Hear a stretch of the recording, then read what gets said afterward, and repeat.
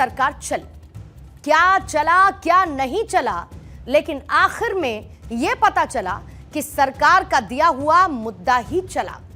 आज जनता के मुद्दों पर राजनीतिक दलों का मुद्दा भारी है। बीजेपी ने पहले चरण में ट्रिपल एम को मुद्दा बनाया, यानी कि मटन, मछली, मुगल, और दूसरे चरण के लिए मुद्दा 4M का है, यानी कि मैनिफेस्टो, मुसलमान, मनमोहन सिंह और मंगलसूत्र। कांग्रेस ने बड़ी मशक्कत के साथ एक मैनिफेस्टो बनाया और वो जनता को कितना पसंद आया या नहीं आया, लेकिन बीजेपी ने इस मैनिफेस्टो को ही अपना स्टार प्रचारक बना लिया, जिसके कोर में 3 कीवर्ड शामिल हैं: मुसलमान, मनमोहन और मंगलसूत्र। मनमोहन सिंह का साल 2006 का भाषण वायरल है, जिसको लेकर प्रधानमंत्री नरेंद्र मोदी का कहना है कि कांग्रेस चाहती थी कि देश के संसाधनों पर पहला हक माइनॉरिटी का होना चाहिए, लेकिन मनमोहन सिंह तो सपोर्टिंग रोल में है। ताजा कहानी है मैनिफेस्टो प्लस राहुल गांधी, जहां पर तेलंगाना में बीते 6 अप्रैल को राहुल गांधी ने जो कुछ कहा, पहले आप वो सुनिए। देश का एक्सरे कर देंगे, दूध का दूध, पानी का पानी हो जाएगा। पिछड़े वर्ग को, दलितों को, आदिवासियों को, गरीब जनरल कास्ट के लोगों को, माइनॉरिटीज को पता लग जाएगा कि इस देश में उनकी भागीदारी कितनी है।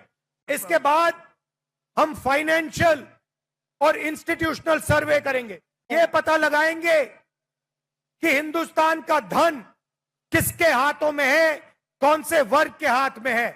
और इस ऐतिहासिक कदम के बाद हम क्रांतिकारी काम शुरू करेंगे। जो आपका हक बनता है वो हम आपके लिए, आपको देने का काम करेंगे। राहुल गांधी के इस बयान को जब मनमोहन सिंह के बयान के साथ कांग्रेस का मैनिफेस्टो पढ़ते हैं, जहां पर सीधे तौर पर तो कहीं पर भी पैसों के बंटवारे में नहीं लिखा हुआ है, लेकिन वादा किया गया कि अगर पार्टी सत्ता में आती है तो नीतियों में उपयुक्त बदलावों के माध्यम से धन और आय की बढ़ती हुई असमानता को कम करने पर ध्यान देगी। घोषणा पत्र का पहला अध्याय, जिसका शीर्षक समानता है, इस चैप्टर में यह बताया गया कि ओबीसी, एससी और एसटी भारत की आबादी का लगभग 70% हिस्सा है। उच्च रैंकिंग वाले व्यवसायों, सेवाओं में उनका रिप्रेजेंटेशन अनुपातिक रूप से, यानी कि रेशियो वाइज कुछ कम है। यानी कि आर्थिक समानता की बात तो की गई, तो मनमोहन सिंह और राहुल गांधी के बयान को लेकर प्रधानमंत्री नरेंद्र मोदी ने इसे एक नए कलेवर में पेश कर दिया। उन्होंने मैनिफेस्टो में तो लिखा है कि आपकी संपत्ति का सर्वे करेंगे। हमारी माताओं बहनों के पास जो स्त्री धन होता है, जो मंगलसूत्र होता है, उसका सर्वे करेंगे। और फिर उनके एक नेता ने तो भाषण में कहा एक्सरे किया जाएगा, एक्सरे किया जाएगा। मतलब आपके घर में अगर बाजरे के अंदर डिब्बे में भी कुछ रखा है तो वो भी एक्सरे करके खोजा जाएगा। प्रधानमंत्री नरेंद्र मोदी के इस भाषण पर कांग्रेस ने भी वही कहा जो पहले उनके भाषणों को लेकर बीजेपी कह रही थी, यानी ये सब झूठ है। लोकसभा चुनाव की शुरुआत के साथ ही बीजेपी ने नारा दिया, अब की बार 400 पार। विपक्षी दलों ने कहा कि अगर इन्हें 400 सीटें मिल गईं तो ये संविधान बदल देंगे। बीजेपी ने कहा यह झूठ है। वहीं अब मुद्देबाजी में लीड लेते हुए कांग्रेस के मैनिफेस्टो पर बीजेपी ने कहा कि वो आपका पैसा छीन लेंगे और इसे मुसलमानों में बांट देंगे, जैसा कि मनमोहन सिंह कहते थे। इसके जवाब में कांग्रेस ने कहा कि यह सब झूठ है। सच झूठ से दूर फिलहाल की राजनीति का चलन यह कहता है कि कौन किसकी बातों में आ जाए, या यूं कहें कि कौन अपनी बात को सही से समझा पाए, लेकिन भविष्य में कौन क्या करने जा रहा है, इसको समझने के लिए उसका इतिहास खंगालना होगा। बीजेपी के पास इतिहास में ऐसा कुछ नहीं जिसे देखकर यह कहा जा सके कि वो 400 पार लाते हैं तो संविधान बदल देंगे।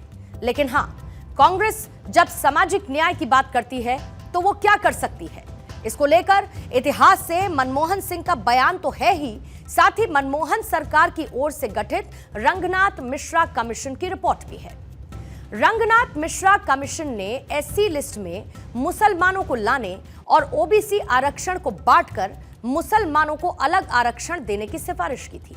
उस वक्त विरोध हुआ और कानूनी अड़चनों के चलते कांग्रेस ऐसा कर नहीं पाई और कांग्रेस की यह कोशिश या फिर मंशा ना तो एडिटेड है और ना ही एआई से बनाई हुई है, बल्कि इसके सबूत आज भी डॉक्यूमेंटेड हैं और यही डॉक्यूमेंट्स इस वक्त मेरे पास हैं, जिसमें रंगनाथ मिश्रा की रिपोर्ट क्या कहती है इसकी डिटेल्स हैं।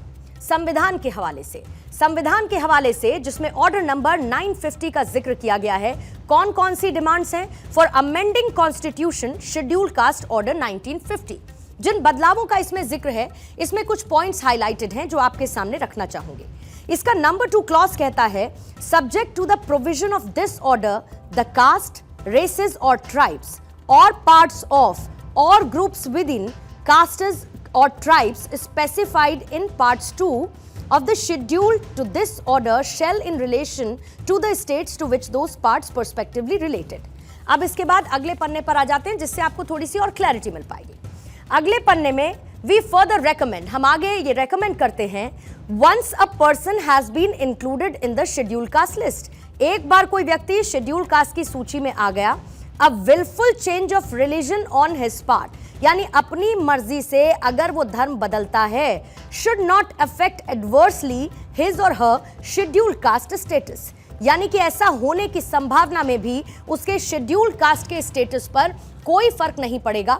ये रंगनाथ मिश्रा की रिपोर्ट करती है। और इसी डॉक्यूमेंट का तीसरा पन्ना, जिसमें यह भी लिखा है, सिंस द माइनॉरिटीज, क्योंकि जो अल्पसंख्यक हैं, स्पेशली द मुस्लिम्स, खास तौर पर मुसलमान, are very much under representative, यानी कि उनका जो प्रतिनिधित्व होता है या तो कम होता है और कई बार उनका रिप्रेजेंटेशन होता ही नहीं है इन गवर्नमेंट एम्प्लॉयमेंट, यानी कि सरकारी नौकरियों में।